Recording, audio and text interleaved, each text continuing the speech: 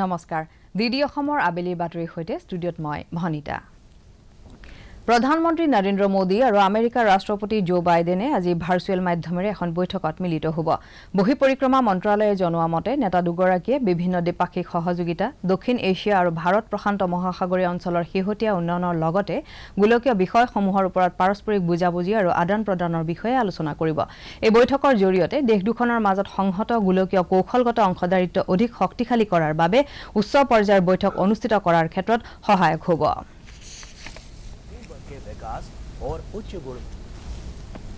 দেশৰ বিকাশৰ বাবে পঞ্চায়তী ৰাজ প্ৰতিষ্ঠানসমূহৰ সবলীকৰণৰ প্ৰয়োজনীয়তাত উপৰাষ্ট্ৰপতি এম ভেংকায়া নাইডুৱে গুৰুত্ব আৰোপ কৰিছে নতুন দিল্লীত আজি পঞ্চায়তী ৰাজ মন্ত্ৰালয়ে আয়োজন কৰা সংহত উন্নয়নৰ লক্ষ্য নিৰ্ধাৰণ সন্দৰ্ভত ৰাষ্ট্ৰীয় ব্যৱসায়িক সন্মিলনত ভাষণ দি নাইডুৱে এইদৰে কয় ৰাষ্ট্ৰীয় পৰ্যায়ৰ বিকাশৰ ক্ষেত্ৰত গাঁওসমূহৰ যোগাযোগ আন্তঃগাঁথনি আৰু জলসিঞ্চন ব্যৱস্থাৰ উন্নয়ন অতি প্ৰয়োজনীয় ডিজিটেল মিছন প্ৰশাসন কাৰ্যকৰী কৰি তোলাৰ বাবে উপৰাষ্ট্ৰপতিয়ে গাঁও পঞ্চায়তসমূহক উমৈহতীয়া মঞ্চলৈ ৰূপান্তৰিত কৰিবলৈ আহ্বান জনায় অনুষ্ঠানত কেন্দ্ৰীয় পঞ্চায়তী ৰাজ মন্ত্ৰী গিৰিৰাজ সিঙো উপস্থিত থাকে উল্লেখযোগ্য যে আজাদী কা অমৃত মহোৎসৱক জন উৎসৱ হিচাপে পালন কৰাৰ বাবে পঞ্চায়তী ৰাজ মন্ত্ৰালয়ে আজিৰ পৰা আইকনিক সপ্তাহ পালন কৰিছে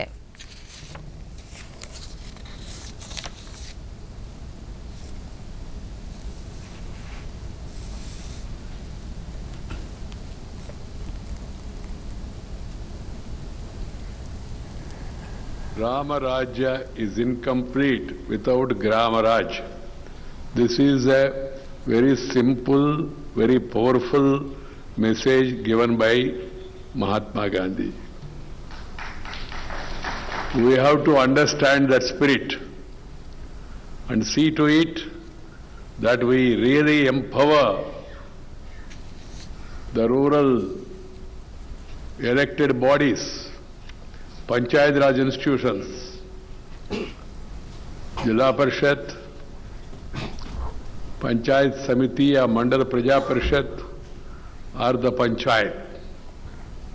These wings has to be really strengthened by empowering them.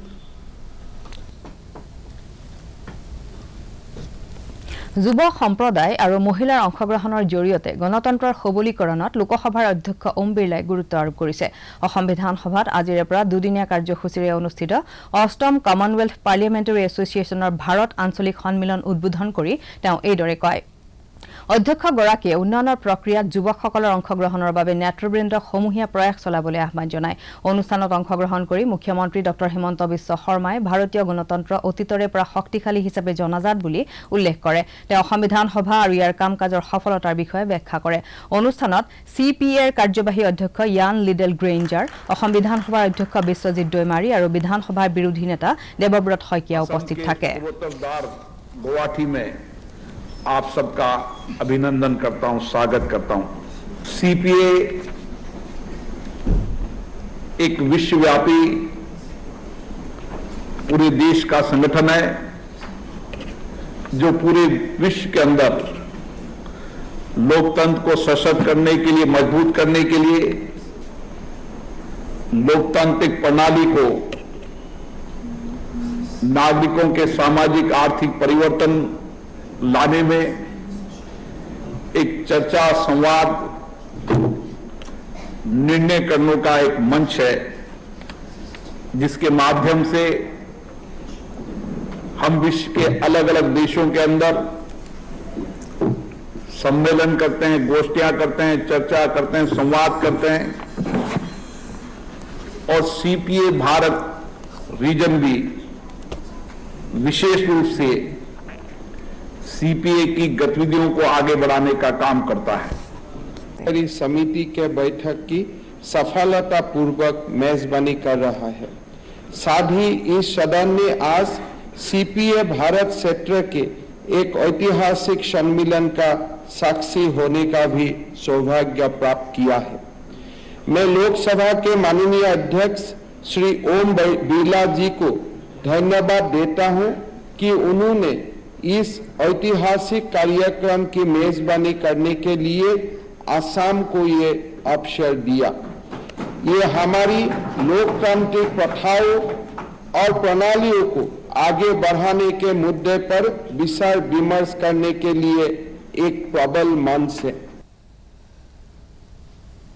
এতিয়া আহিছো জিলাসমূহৰ বাতৰিলৈ।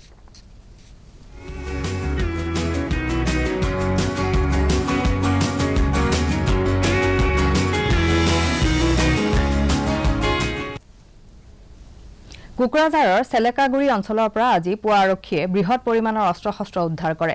বিশেষ আৰক্ষী সঞ্চালক প্ৰধান তথা বিটিআৰৰ দায়িত্বৰ আৰক্ষী মহাপৰিদৰ্শক LR বিষ্ণয়ে এক সংবাদমেলযোগে প্ৰকাশ কৰে যে গোপন তথ্যৰ ভিত্তিত চেলেকাগুৰি আৰু উল্টাপানী বনাঞ্চলত বৃহৎ সংখ্যক অস্ত্ৰ-শস্ত্ৰ থকাৰ বিষয়ে জানিব পাৰি কোকৰাঝাৰৰ আৰক্ষী অধীক্ষকৰ নেতৃত্বত অভিযান চলোৱা হয়। আৰক্ষীৰ অভিযানত মাটিত পুতি থোৱা অৱস্থাত 4টা AK-47 ৰাইফল, মেগজিন, এটা M60 ৰাইফলকে ধৰি বৃহৎ পৰিমাণৰ অস্ত্ৰ-শস্ত্ৰ উদ্ধাৰ কৰিবলৈ সক্ষম হয়। আমার সেলেকাগুড়ি এরিয়া और উল্টা পানি ফরেস্ট এরিয়া তো এটা অপারেশন আরম্ভ হয়েছিল। দুটা পার্টি অপারেশনক এটা এসপি কোকরাঝার লিড করেছিল, এটা এডিশনাল এসপি পানেশ্বর যে আছে সেলেকাগুড়ি এরিয়া পার্টি অপারেশন লিড করেছে। আজি রাতি পুয়া প্রায় 4টা বজাত অপারেশন হেক হয়েছে, ওয়াইন্ড আপ হয়েছে।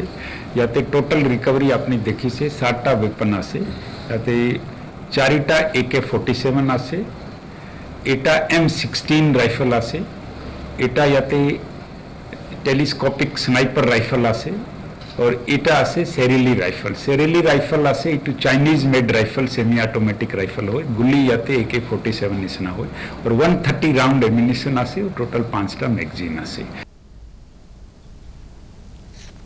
চৰাইদেউ জিলাৰ অসম নাগালেণ্ড সীমান্তৱৰ্তী নামটোলাত কালি আলফা স্বাধীনত যোগদান কৰিবলৈ যোৱা এগৰাকী মহিলাক আৰক্ষীয়ে আটক কৰে। আটকাধীন মহিলাগৰাকী নগাঁৱৰ মালবিকা বৰা বুলি আৰক্ষীয়ে প্ৰকাশ কৰিছে।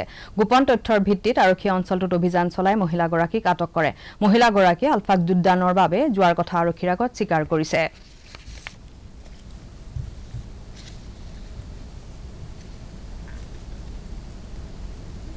নগাঁও পুলিচে খবৰ এটা দিলে যে তেওঁলোকৰ তাৰ পৰা ছোৱালী এজনী, তেওঁৰ নাম হ'ল মালবিকা বৰা, তেওঁ হেনো মানে আলফাত জইন কৰিবলৈ তেওঁ তাৰ পৰা ঘৰৰ পৰা গুচি আহিছে আৰু অলৰেডি তেওঁৰ লোকেশ্যনটো আমাৰ বৰ্ডাৰত আছে বুলি ক'লে।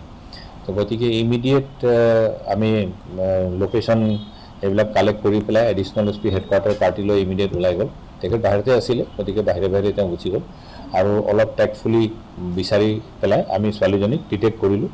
তো তেওঁ নামতলা বজাৰত গৈ বৰ্ডাৰ ক্ৰছ কৰিলেহেঁতেন আৰু তো সেই সময়তে তেখেতক পিক আপ। উদালগুৰিৰ পুৰণি গৰৈবাৰী অঞ্চলৰ পৰা বন বিভাগে কালি এটা হৰিণা উদ্ধাৰ কৰিবলৈ সক্ষম হয়। কোনো অজ্ঞাত স্থানৰ পৰা অহা হৰিণাটো কালি অঞ্চলটোৰ লোক এঘৰত সোমাওঁতে স্থানীয় লোকে আবদ্ধ কৰি বন বিভাগক খবৰ দিয়ে। বন বিভাগৰ লোকে হৰিণাটো উদ্ধাৰ কৰি প্ৰাথমিক স্বাস্থ্য পৰীক্ষা কৰাৰ পাছত খালিংদুৱাৰ সংৰক্ষিত বনাঞ্চলত এৰি দিয়ে।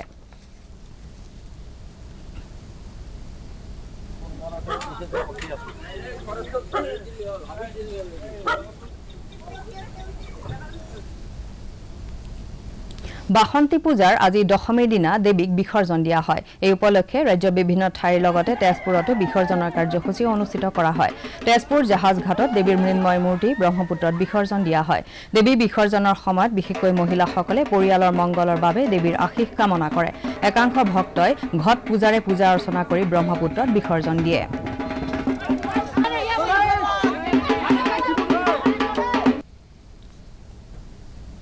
অসম ৰাজ্যিক গ্ৰামীণ জীৱিকা অভিযানৰ উদ্যোগত বঙাইগাঁও চহৰৰ গান্ধী ময়দানত কালিৰে পৰা 3দিনীয়াকৈ বহাগী মেলা অনুষ্ঠিত হৈছে।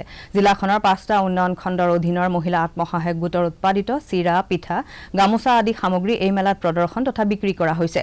ৰাজ্যিক গ্ৰামীণ জীৱিকা অভিযানৰ বিষয়া প্ৰৰাজ মুছাহাৰীয়ে কয় যে উৎপাদিত সামগ্ৰীসমূহৰ বিক্ৰীৰ জৰিয়তে মহিলা আত্মসহায়ক গোটসমূহ উপকৃত হ'ব।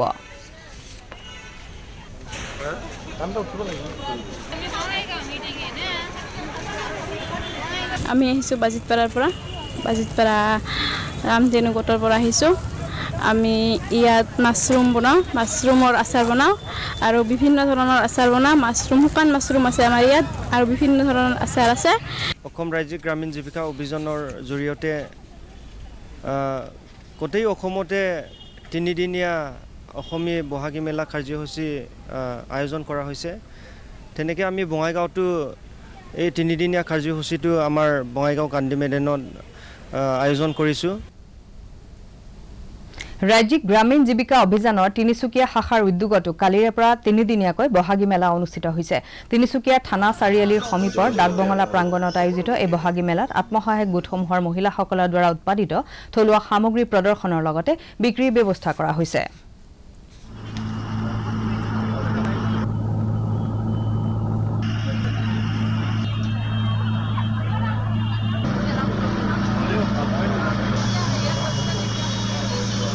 তিনিদিনীয়া এইটো প্ৰগ্ৰেম।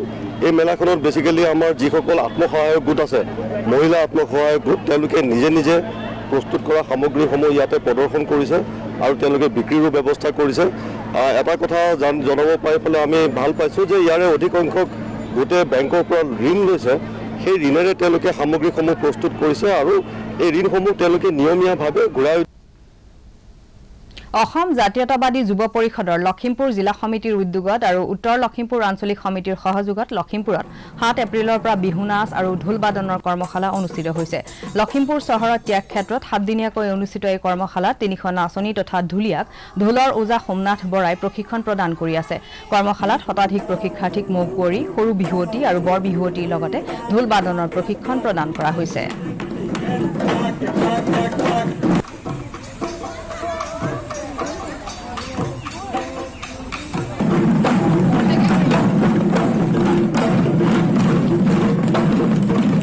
আজি 6টা বছৰে বিহুৰ দিনা মই গৰু বিহুৰ দিনা বিহু ভাত ঘৰত খাবলৈ পোৱা নাই। অসম জাতীয়তাবাদী যুৱ পৰিষদে লখিমপুৰ জিলা আৰু লখিমপুৰ আঞ্চলিকে ইয়াত বছৰ বছৰ ধৰি বিহু নাচ আৰু ঢোল বাদনৰ কৰ্মশালা অনুষ্ঠিত কৰি আহিছে আৰু আজি এই বছৰ লগাই 6টি বছৰ মই অহাৰ সৌভাগ্য হৈছে আৰু ইয়াতে বহুত নাচনী, বহুত ঢুলীয়া, মহিলা ঢুলীয়াই অংশগ্ৰহণ কৰিছে। কেইবাগৰাকী ছোৱালীয়ে ঢোল শিকিবলৈ আগ্ৰহ প্ৰকাশ কৰিছে আৰু প্ৰায় যোৱাকালি, আজিতো আৰু বাঢ়িছে, যোৱাকালি 84জন ঢুলীয়াই আৰু 200ৰো অধিক নাচনী। গতিকে এটা উখল মাখল পৰিৱেশ, লগতে কাষতে আকৌ আমাৰ বহাগী মেলাও পাতিছে। গতিকে এটা সুন্দৰ পৰিৱেশ, ৰঙালী গাঁতৰ। ডিফুত অসম সাহিত্য সভাৰ উদ্যোগত কাৰ্বি আংলং স্বায়ত্ত পৰিষদ আৰু কাৰ্বি সাংস্কৃতিক সমাজৰ সহযোগত 9 এপ্ৰিলৰ পৰা দুদিনীয়াকৈ অনুষ্ঠিত হোৱা সাহিত্য সংস্কৃতি আৰু সম্প্ৰীতি সমাৰোহৰ কালি সামৰণি পৰে। সামৰণিৰ দিনা বিশিষ্ট কবি কালি ছাৰেদ হানছেৰ সঞ্চালনত এখন বহুভাষিক কবি সন্মিলন অনুষ্ঠিত হয়। সন্মিলন উদ্বোধন কৰে পদ্মশ্ৰী বঁটা প্ৰাপক ধনেশ্বৰ ইংটিয়ে। অনুষ্ঠানত বিশিষ্ট সাংবাদিক প্ৰশান্ত ৰাজগুৰু উপস্থিত থাকে। সমাৰোহত বিভিন্ন জাতি জনগোষ্ঠীয়ে তেওঁলোকৰ পৰম্পৰাগত নৃত্য পৰিৱেশন কৰে।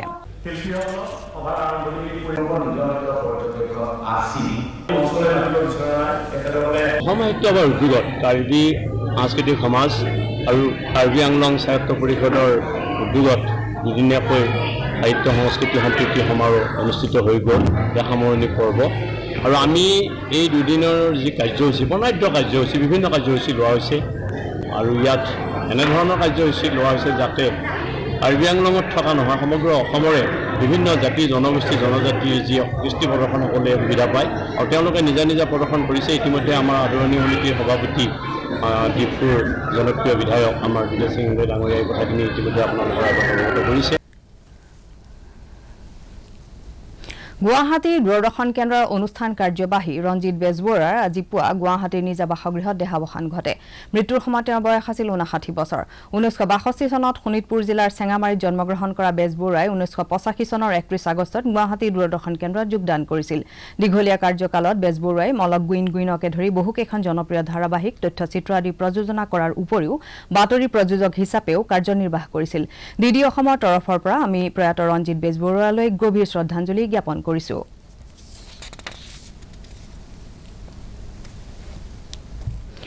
যোৰহাট ষ্টেডিয়ামত যোৱা নিশা অনুষ্ঠিত 57 সংখ্যক ATPS চিল্ড ফুটবল প্ৰতিযোগিতাত অসম ৰাজ্যিক বিদ্যুৎ পৰিষদে চূড়ান্ত বিজয়ৰ খিতাপ অৰ্জন কৰে।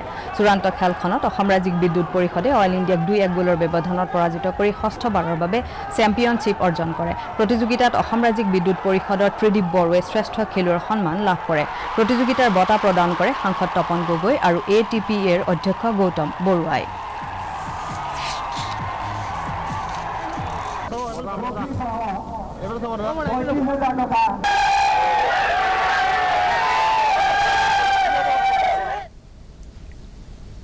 কোকৰাঝাৰৰ বনৰগাঁৱত কালি অনুষ্ঠিত 21 সংখ্যক বড়োলেণ্ড শ্বহীদ স্বৰ্ণকাপ ফুটবল প্ৰতিযোগিতাৰ চূড়ান্ত খেলত চিৰাংদুৱাৰ ফুটবল ক্লাবে কোকৰাঝাৰৰ বাৰহুংখা এথলেটিক ক্লাবক 1-0 গোলৰ ব্যৱধানত পৰাজিত কৰি চেম্পিয়নশ্বিপৰ খিতাপ অৰ্জন কৰে। বিজয়ী দলটোক ট্ৰফি লগতে 1 লাখ টকা প্ৰদান কৰা হয়। বড়োলেণ্ড আঞ্চলিক পৰিষদৰ সদস্য দেৰহাছাত বসুমতাৰীয়ে বঁটা প্ৰদান কৰে। আনহাতে ৰানাৰ্ছ আপ দলটোৰ 50,000 টকা প্ৰদান কৰা হয়।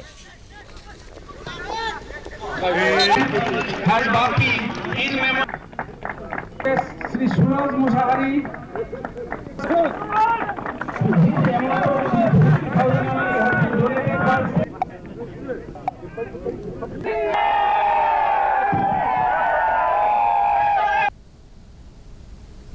IPL ক্ৰিকেট প্ৰতিযোগিতাৰ আজিৰ খেলত ছানৰাইজাৰ্ছ হায়দৰাবাদ গুজৰাট টাইটান্সৰ মুখামুখি হ'ব।